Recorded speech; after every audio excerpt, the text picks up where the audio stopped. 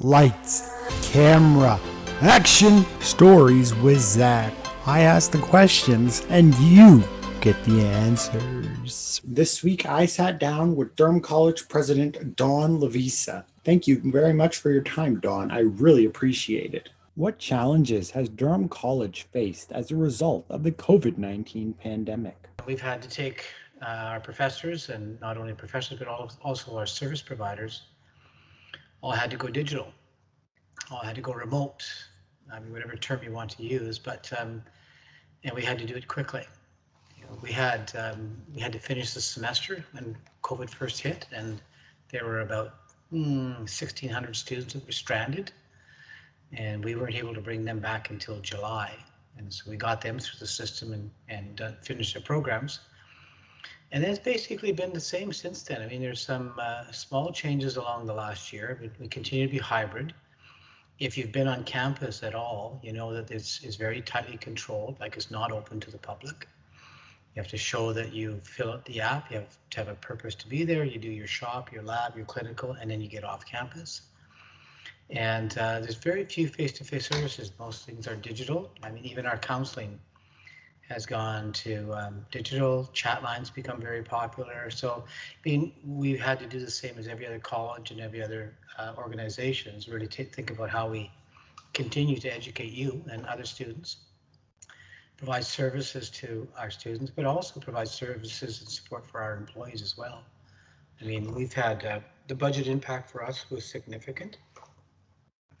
We started with a $35 million loss in revenue between tuitions, and of course we're not getting parking revenues and residence revenues and food revenues. So financially it had a significant impact. So we've had to make some tough decisions around how we operate. We've got a fair amount of people that are furloughed or laid off, and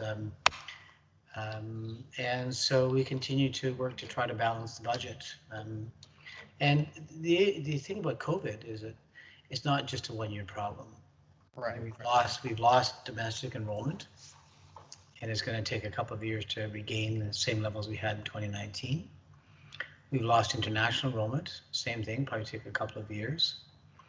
And with the third wave going around the world, I mean, borders are not open, so international students are having a hard time getting in country, and so we continue to monitor all the various scenarios and changes in the virus around the world and the impact to open borders, student recruitment. So I mean, it's such a complex piece of business, right? And none of us, there's no playbook for this.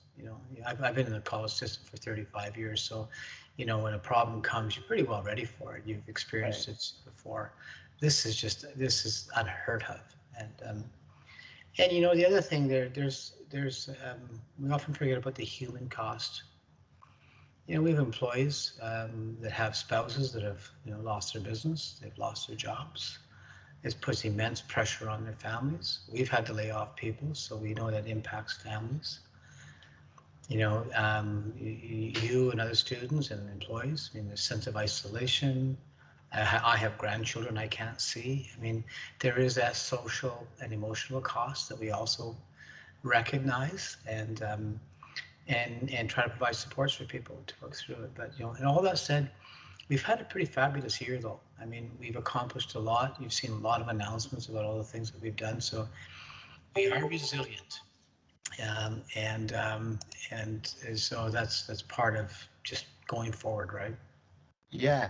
Is there anything that current and future students could expect for the upcoming fall in terms of whether or not it'll be online or in class?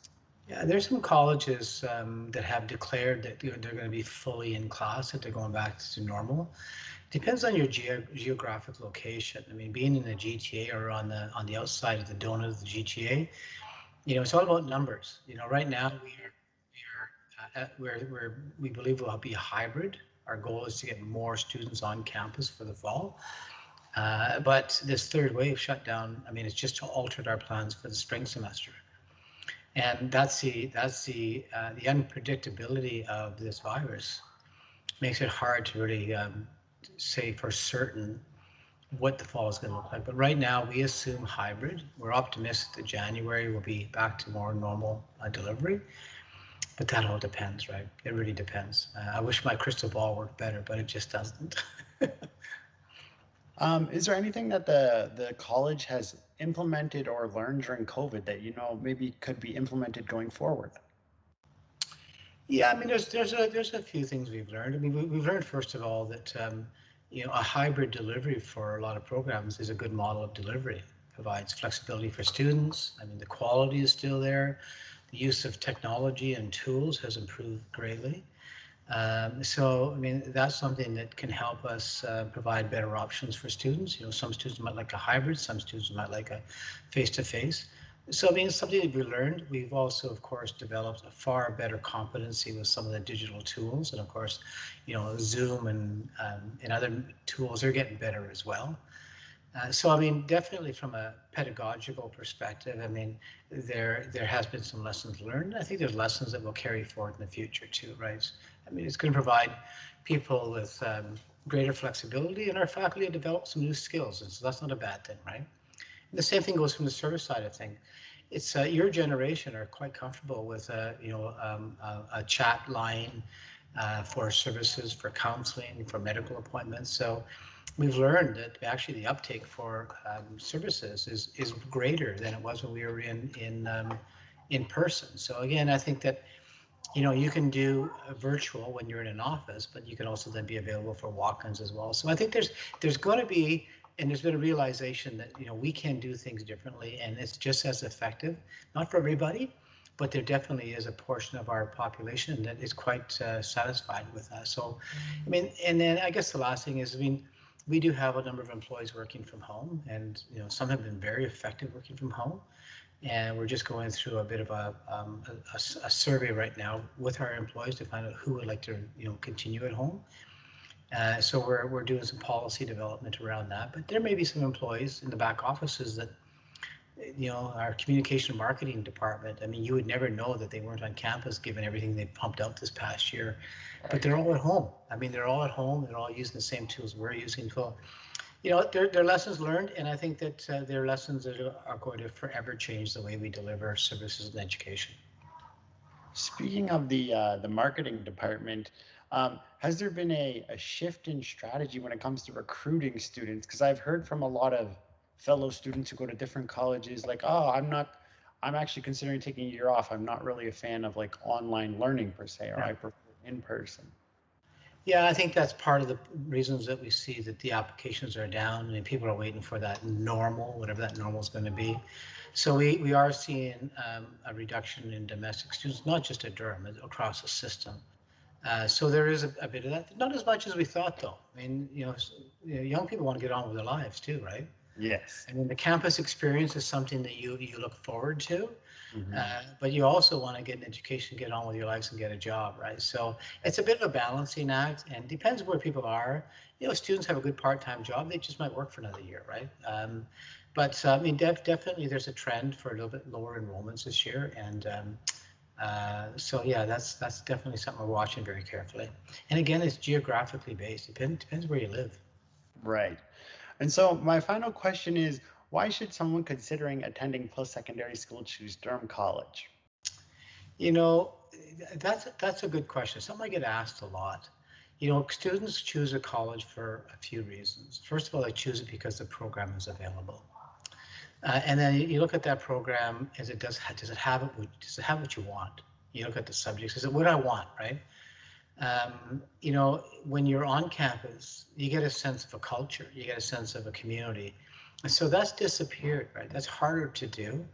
So you've got to do it through our stories and through our videos and through our news releases and the way we talk to people and the way we present ourselves and make ourselves available. It's all about fit. At the end of the day, do you feel like it's the right college for you, right? And I mean, again, location means a lot. I mean, a lot of college students pick home location because they can stay at home. They can save lots of money. If you're staying in residence, you're putting out another $10,000 a year for your education, right, or $15,000 a year. So there's a whole bunch of reasons. But if you go to our website, we've tried really, really hard, and our marketing department has tried really hard to put lots of really student-friendly videos, a sense of who we are. You're hearing from students, from faculty, from me, from everybody, virtual open houses, and trying to take that culture that we're so proud of and try to digitize it so people feel what we feel working at Durham College. So I mean, and for the most part, it's working. We still have good draw. I think our applications are down about 4% right now, which is not significant, but it does have an impact. The environment at the school is definitely contagious. That's how I ended up at Durham College. I took a co-op out of high school with Riot Radio, and Gotcha. then I ended up loving the atmosphere so much, and I decided to go to Durham, and it's been great, really Well, I great. appreciate that because we really strive to create that open learning environment. You feel welcome. Everybody feels like they belong, and that's who we are as a college. So we're looking forward to getting back to the day where it went. And I mean, I miss it too. I often walk the hallways and talk to people. I love it. I mean, that's my job and every job at the college is there to help students be successful. So right now it's virtually, but yeah, a culture is important to an organization. Awesome. Well, thank you so much for joining me. I really appreciate chatting with you, and it's great to hear that there's a lot of great stuff coming up at the college, and that hopefully we can be back in class sometime soon. Great. Well, thanks, Zach. I appreciate it too. I've asked the questions and you've now got the answers. That's it for Stories with Zach for this week. We'll see you next week. Lights, camera, bye bye.